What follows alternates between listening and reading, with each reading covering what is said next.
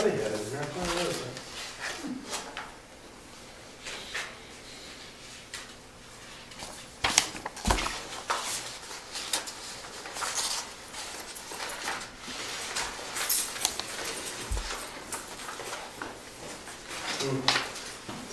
Maybe it's on the agenda, I'm sorry.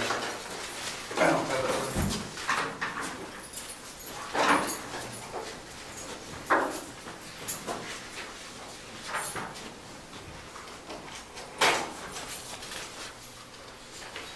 Monday, October 17th at 2:30 p.m.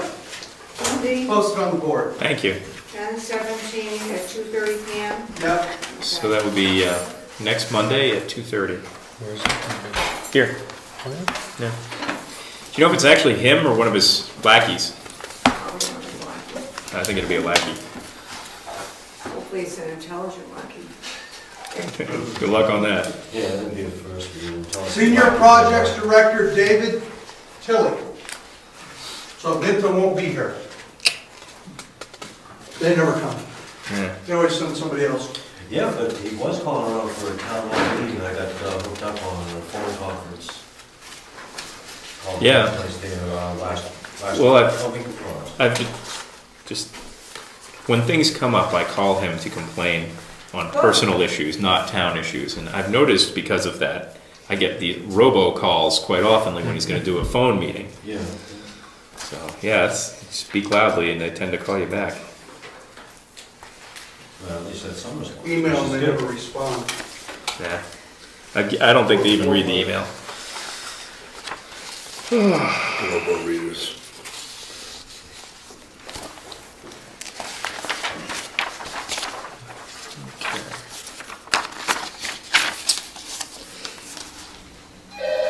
Just as an aside, one of the attachments here is the letter that we gave to Bob Bordeaux, dated September 12th. He was concerned about it might not be enough to satisfy the needs of the State Liquor Commission in regards with him. We haven't heard back from Bob on that. He was also, we asked him that if there was problems, have the Liquor Commission to contact us directly. We haven't heard from them either, so just so you all know that nothing's happened on that. So I'll take that as a positive thing. Are there any additions or changes, or anyone make any suggestions? I'll move that we accept the minutes as presented. We have a second. I'll second it. Any discussion? All in favor is accepting them as is? The minutes as is? Aye. All opposed? The ayes have it. Abstain. Nope, 2 abstentions. Thank you. Let's forget that. Forget those abstentions. Parliamentary procedure. Gotta do it.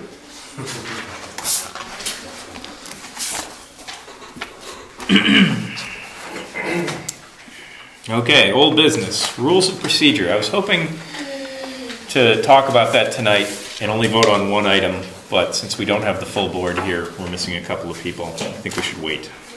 Second. Okay, so conditional use application. George has done some work on that to incorporate changes that were suggested last time. So why don't we go over that? There's copies up here, right, George? Yes. Okay, does everybody get a copy?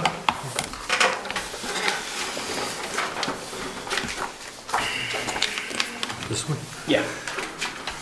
Would you hand these out? And George, if you wouldn't mind walking us through the changes that you made. And these changes were based on recommendations last meeting, so.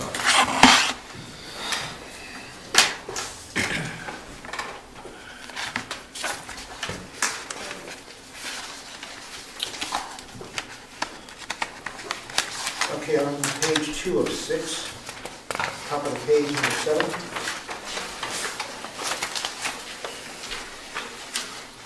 You'll find the old document, the previous document in your minutes. The changes are as follows, underline on number 7. The approval of any application may be subject to conditions as set forth by the planning board. Additionally, when an applicant requests a renewal or revision of the conditional use permit, existing conditions may be expanded at the discretion of the planning board.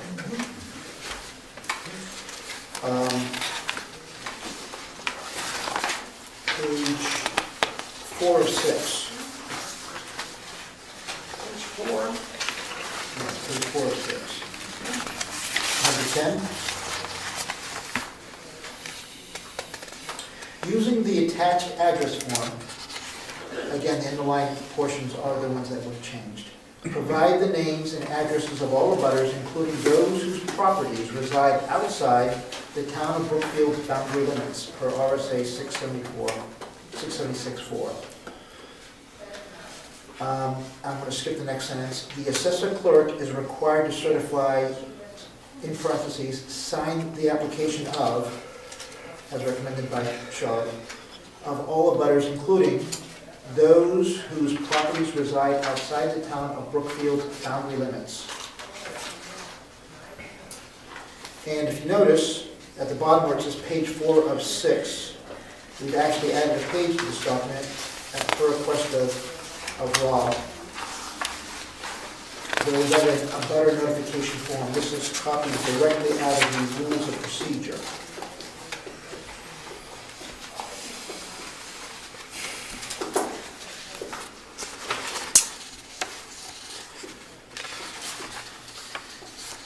If you'd take a second to think here, the way that reads,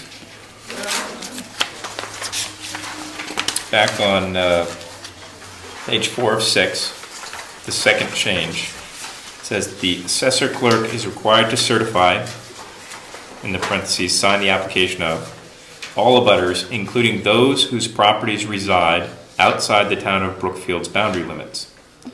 So that would require, in certain situations, the assessor clerk to do some legwork.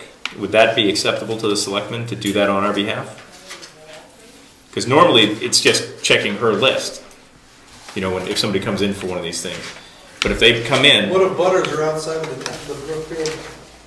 Well, there's certain situations like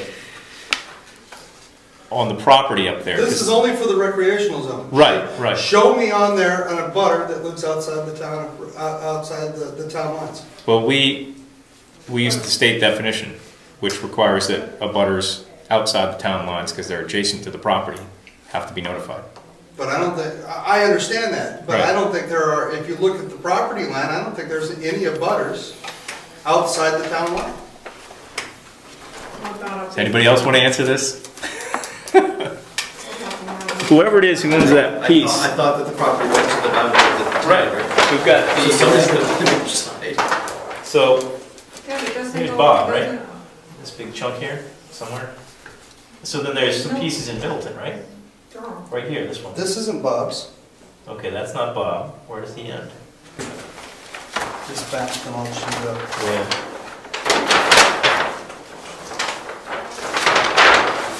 For this one.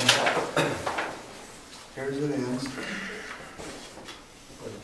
All right, there is one. But you're right. That, you know, I thought this one all the way down. So you do have the point No, there. that's a different piece of property, that's a different piece of property. So right here on this little corner. There's that one person, or whoever that is. That goes outside the property line. Middleton, yeah. All right. I recall when he was going through this, he had to notify 2 abutters over there.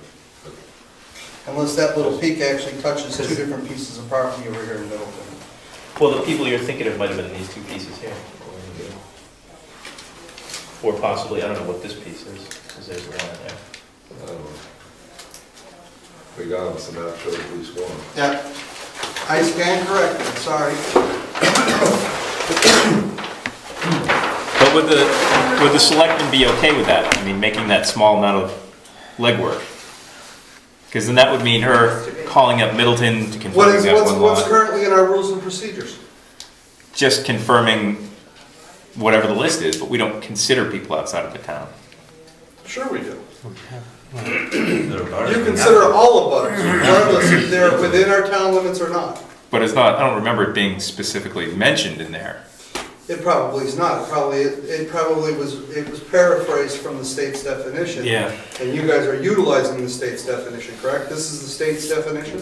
And she has to assure the. So what she does is she'll call $20. she'll call Middleton's assessor clerk Mhm. and she'll verify it. So there's really no issue there. No, It is what it It's is. part of her job. Yep. Okay. All right. That was my little comment. I think that it's important that we try to get the abutters list right the first time, Yes. right? Otherwise, everything we do after that point is moot if it's not right. Yes, I think that's how it works. So, Oh, Steve. it's probably a good thing to have somebody who is Right. competent and understands what a butter is. I'm quite sure that the town assessor clerk is competent. Yeah, that's what I'm saying. I'm saying it's a good thing if we have the assessor clerk validate this up front, Yeah. right? Because it is somebody who's competent and will. Oh, I'm not That against was the less idea. likely. Don't get me wrong. Don't. No. That's not what I'm trying to. I'm not trying to take it out. That's not it. So these were the two changes that were, or several changes that were recommended last time. So, on the new last page, 6 of 6. the first sentence there caught my eye. It says in part, all abutters as shown in town records. And that's, I think, Where are you at on that? Where is that? Page 6 of instructions 6. item number 1, page, the last page. Item number 1. List the map, parcel, name, and mailing address of the property owner and all abutters as shown in town records per RSA 67641B. And we just had the discussion that we need not only the ones that are in our town records, unless our town records include abutters that are in other towns, which I don't think I is don't the think case. they do. That doesn't Right. say our town records, it just says town records. Town capital T is always going to be town. Yeah, that's going to refer back to Brookfield. Change that.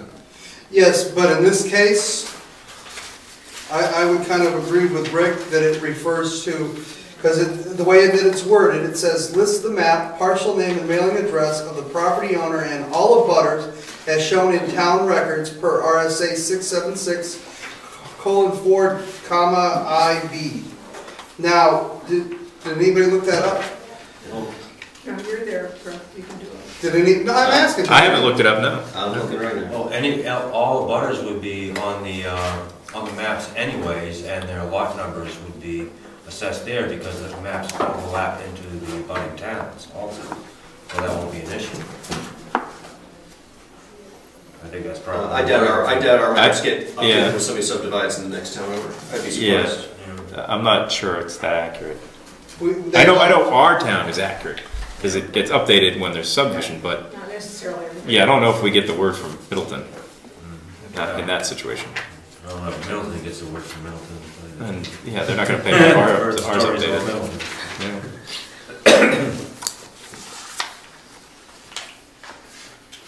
Ooh, 676.4 is nasty. There's a lot there. Nasty? Yep, board's procedures on plats. Yeah, it gets ugly. 4I, 4IB or So do 41B. you want me to read it? 4-1B, okay. Please do. The planning board shall specify by regulation what constitutes a completed application sufficient to invoke jurisdiction to obtain approval. A completed application means that sufficient information is included or submitted to allow the board to proceed with consideration and to make an informed decision. A completed application sufficient to invoke jurisdiction of the board shall be submitted to and accepted by the board only at a public hearing of the board, with notice as provided in subparagraph D. An application shall not be considered incomplete solely because it is dependent on the issuance of permits or approvals from other governmental bodies. However, the planning board may condition approval upon the receipt of such permits or approvals in accordance with paragraph I. The applicant shall file the application with the board or its agent at least 15 days prior to the meeting at which the application will be accepted. The application shall include the names and addresses of the applicant, all holders of conservation, preservation, or agricultural preservation restrictions as defined in RSA 477:45, and all abutters as indicated in the town records for incorporated towns or county records for unincorporated towns or unorganized places not more than 5